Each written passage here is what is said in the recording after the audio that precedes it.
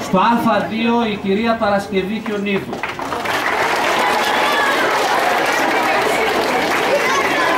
Στο Α3 η κυρία Νίκη Μιμήτου.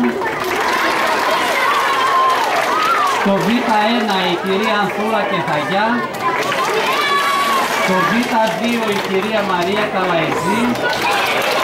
Στο Γ1 η κυρία, δεν ακούτε όσο χειροκροτάτε, έτσι, σταματήστε λιγάκι να ακούσετε. Στο Γ1 η κυρία Χρυσούλα Γκουντούρα. Στο Γ2 η κυρία Ελένη Νάτση. Στο Δ1 η κυρία Βασιλική Βλαχουδήμου.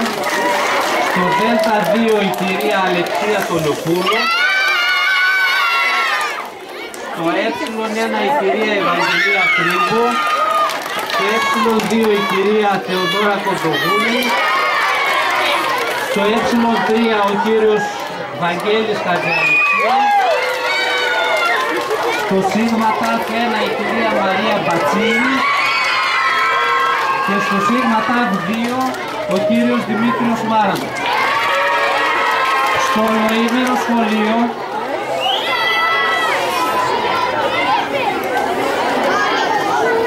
γεια σας, παρακαλώ, κάντε ησυχία. Κάντε ησυχία και αναφέρομαι κυρίως εκεί στην πέμπτη και την έκτη, έτσι. Στο ολοήμερο σχολείο θα είναι ο κύριος Σουλίδης Φώτης, ο υποδιευθυντής. Στο τμήμα ένταξη κυρία Βασιλική Σταύρου. Συμπλήρωση ωραρίου θα κάνει η κυρία Ολυμπία Τσιοκάνου και ο κύριος Γιάννης Λιάλος. Γυμναστική η κυρία Κατερίνα Καραμάρκου και η κυρία Ευαγγελία Λουκοπούλου. Αγγλικά οι κυρίες Ιωάννα Λιάκου, η κυρία Περιστέρα Ζάκα, η κυρία Κατερίνα Ζαντέ και η κυρία Χρυσάνθη Μαργαρίτη.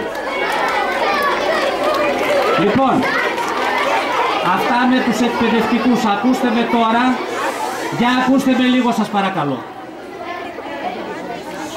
Κάντε ησυχία. Κάντε ησυχία για να ακούτε.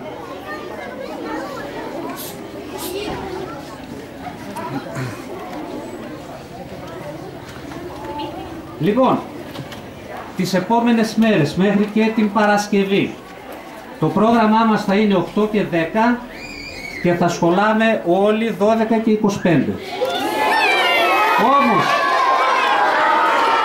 Όμως θα θέλω να προσέξετε και το λέω εδώ και ενώπιον όλων των γονέων, θέλω να προσέξετε την πρωινή προσέλευση. Θα είστε όλοι εδώ 8 και 10. Από εκεί και πέρα δεν μπορεί κανένας να έρχεται ό,τι ώρα θέλει. 8 και 4 και 20 και 25, 8 και 10 ξεκινάμε. Κανένας μετά. Και θα το προσέξουν αυτό και οι δάσκαλοι σας. Μετά τις 8 και 10 δεν θα έρχεται κανείς στο σχολείο. Επίσης, το ολοήμερο αυτές τις μέρες θα λειτουργεί μέχρι τις 2. Όποιος θέλει να μείνει στο ολοήμερο ή όποιος γονέας αντιμετωπίζει πρόβλημα θα μπορεί να αφήνει το παιδί του μέχρι τις 2 εδώ πέρα. Τώρα, αύριο το πρωί θα έρθετε όλοι με τις τσάντες, ένα πρόχειρο τετράδιο, το μολυβάκι σας και ό,τι άλλο θέλετε να πάρετε μαζί. Μπαίνοντας στις τάξεις θα δοθούν τα βιβλία και θα ακολουθήσουμε κανονικά το πρόγραμμα για αύριο. Αύριο όμως, επειδή είναι η ειδική μέρα, είναι απεργία γενικά για τους δασκάλους, θα ακούσετε το πρωί για πόσες ώρες θα γίνει το πρόγραμμα.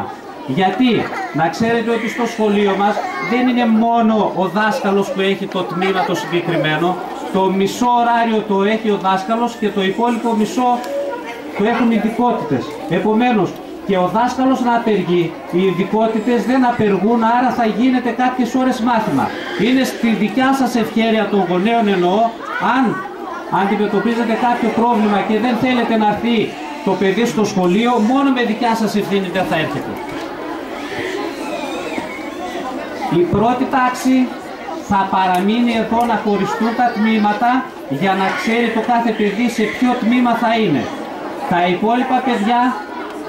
υπόλοιπα παιδιά αύριο θα πρέπει η προσέλευση είναι από 8 παρά 5 μέχρι 8 και 10. Κανένας αργότερα ή νωρίτερα. Εντάξει. Από τα παιδιά ζητάω να το ακούσουν αυτό και να το κατανοήσουν. Το ακούσαμε όλοι? Ωραία.